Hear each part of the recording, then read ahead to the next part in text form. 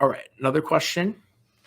New to the space, can you help me understand sentiment versus NPS and CSAT? Sure.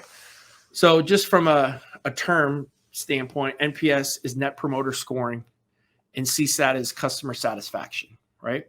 So when it comes to NPS, you are basically asking the question. Now there's a couple nuanced ways to do this, but you're asking the question, on a scale of 1 to 10, how likely would you be to refer or to say that the customer experience was good, that our product was good, right? And a customer will actually rate that, right? So you're looking, net promoter is basically saying, what percentage of my customer base would actually go out in this social Web 2 world and talk about the experience that they had in a positive way, right? So that's NPS, and they're trying to come up with a measurement of that, which I think is pretty cool, right? Customer satisfaction is basically a survey for the most part. It's all that stuff that you kind of hear at the end of calls, right? And it's basically how satisfied was it? I don't really like CSAT as much, especially when you're doing it after calls, just because there's only two people or two types of people that really take those. It's the people who had an unbelievable, awesome experience, which basically means we could help them or gave them the refund, right?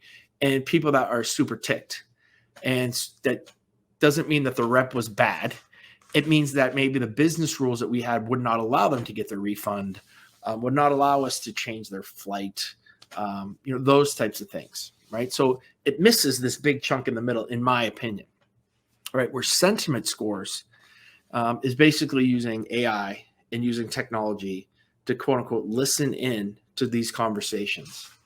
And depending on the tool that you have, a lot of them is just looking at the words that a customer's using, if they're negative, if they're positive. And then some of them we're starting to move into this AI world where we're actually starting to listen to actual tone, right? And starting to try to understand the intent of words, right? Which is at 3:00, we're going to have a big conversation on this, just FYI. And scoring it, right? What was that? Was that a positive call for the customer? Was the customer positive, right? We can even rate things like at the beginning of the call, it was negative, and then it moved. I guess it moved to positive, right? Like we can rate those kind of things, which you could never do NPS and CSAT. And now we're starting to get into real-time sentiment, where we can actually see on a screen how the call is going. Is the customer getting ticked? I guess it should go down, right? Or is the customer, is the experience going happy? So I love sentiment because it's looking at everything. I think next comes NPS and then CSAT for me. I know a lot of people disagree with that, but that's kind of how I would rank those three kind of scoring methods for customer experience. So yeah, I think that's that's my 30,000 foot view of kind of that stuff.